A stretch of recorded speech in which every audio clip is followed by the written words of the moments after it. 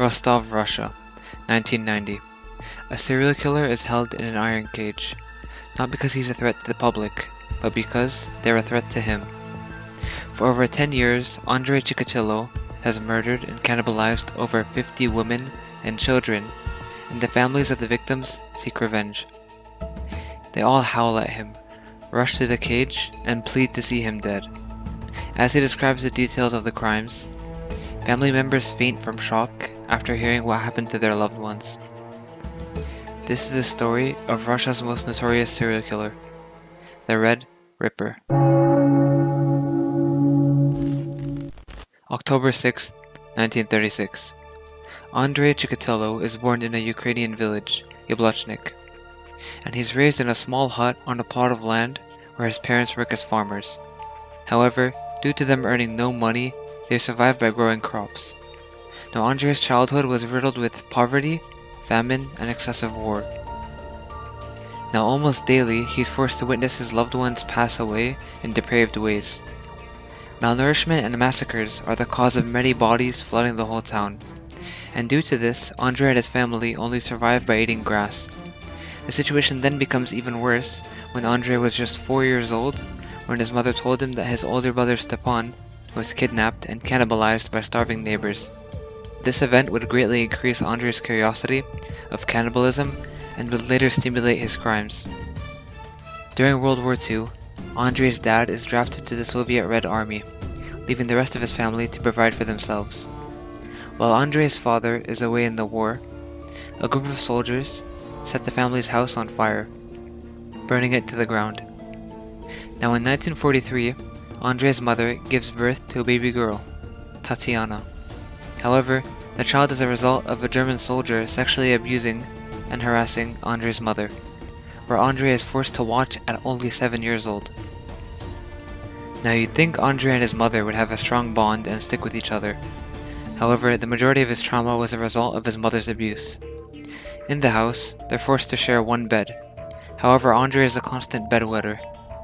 Every time he had an accident, his mother would verbally and physically abuse him. However, things would only start to get worse when his father was captured by German forces and became a prisoner of war. Now due to this, many people in the village treat them like outcasts, stating that Andrei's father was a traitor for being captured by the Germans. This obviously takes a huge toll on the boy's already unstable mental and physical health. The boy is quite lean due to starvation and is very shy, making him an easy target at school. Now despite his situation, he actually exceeds expectations in school and is declared a distinguished student by his teachers. Despite the boy's educational accomplishments, Andrei still struggles with his social skills and has many embarrassing experiences. At age 14, Andrei tried to get sexually intimate with one of his female classmates. However, he's unable to feel any pleasure, which further adds to his embarrassment. The girl later tells the students at school, which then gives them more material to ridicule the young boy. In 1955, Andrei graduated high school and later enrolled in a program with the Russian army. During his time there, he has a brief relationship with a young woman who ends up breaking up with him due to his inability to become intimate. Later, in 1963, Andrei's sister introduces him to her friend Theodosia Onakeva, and the two get married after knowing each other for a few weeks. And despite Andrei's shortcomings, they have 2 children, the daughter Ludmila and the younger son Yuri, who would later follow in his father's footsteps. However, this will come into play later. During the 1970s, Andrei got a degree in literature at the University of Rostov, and later taught at a boarding school. However, this place will soon become his den to fulfill his demented desires. His first victim was a 9-year-old girl, Yelena Zakhanova. Basically, he lured her into a distant lake house. He purchased the remote lake house to carry out whatever action he wanted in private. He tried to her, but is furious since he can't carry out the deed. He then takes his anger out on the young girl by strangling and stabbing her to death, disposing of her body in a nearby river. Andrei meets his next victim at a bus stop, a 17-year-old girl named Larissa Tichenko. He invites her to an isolated area into the woods, where he proceeds to put mud in her mouth and choke the absolute life out of her. He then rips her body apart using only his teeth. However, this is just the beginning of his mass murder spree. 9 months pass, and he meets his third victim, a 13-year-old girl named Libeth Burke walking home. He then forces her into a nearby forest, stabbing her 22 times, and proceeds to take out her eyeballs. Now this specific detail would be his signature killing move, since he believed his image would be imprinted on their eyes after death, so he had to remove them to keep his identity a secret. As the years pass by and the bodies keep piling up, each attack gets more gruesome than the last. Many of his victims were runaways, homeless people, and sex workers, people that Andrei assumes that nobody cared about. They would all be picked up at bus and train stations before being ritualistically killed. He usually leaves behind sexual DNA on the victim's body. In 1983, detectives in Moscow discovered that 4 murder cases were all linked to the same person. They believe that due to the gruesome nature of the killings, a member of a cult is carrying out the deed, or possibly someone that's mentally unstable. As investigators try to break down the mind of the unknown perpetrator, the killings suddenly stop. They eventually continue with the same kind of barbaric nature. While this is all happening, the rest of the country has no idea of the crimes that are being committed because the media has been keeping quiet. Investigators get a lead on the case when cameras on bus and train stations reveal where the killer has been.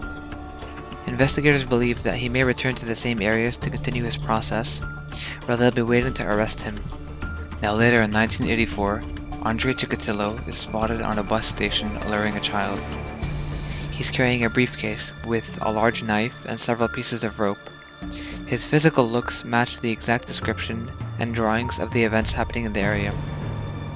Unfortunately, when his blood and sexual fluids are compared, they don't actually match. Now, DNA testing was still a fairly new concept in the 1980s, and investigators had no idea that a person's blood type isn't always supposed to match their sexual samples. Now, they later find out that his blood type is type A, but his samples are type AB. Unfortunately, Andrei is discharged back into the public to continue carrying out his barbaric actions. November 20th, 1990. Andrei is arrested a second time when an officer notices him acting bizarre in the same area where a previous killing took place.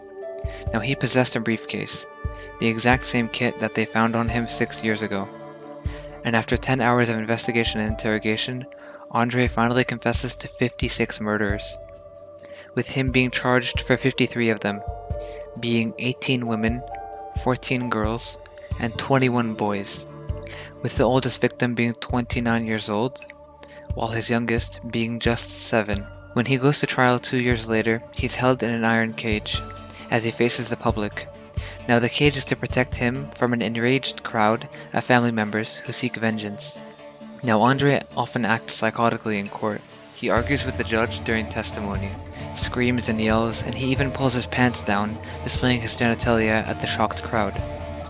However, despite all this delusion, he's regarded as mentally fit to stand trial. This lasts for 6 months, being withered with brutal and graphic testimonies, with this being exceedingly painful for family members to listen to. In October 1992, Andrei Chikatilo was found guilty of 53 gruesome murders and was sentenced to death. He is executed on Valentine's Day 1994, with his satanic nature being executed with him in a single gunshot to the back of his head. However, the legacy of the Red Ripper lives on. Andrei's son, Yuri Chikatilo, has committed assault, burglary, and multiple counts of battery, where in 2019 is arrested for attempted murder. Now Andrei actually inspires 2 other serial killers, the first being Alexander Petrushkin, also known as the chessboard killer, who allegedly has a body count of 61. He wants to kill as many people as there are squares on a chessboard. And the second one being the Granny Ripper, Tamara Samsonova, who is very obsessed with Andrei and is convicted of killing and eating 11 people.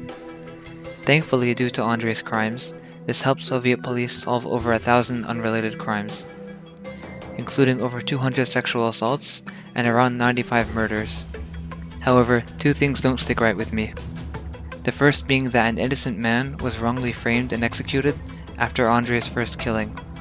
Second is what took the police and investigations so long to identify Andrei and somehow still allow him to roam free for a decade, taking so many innocent lives.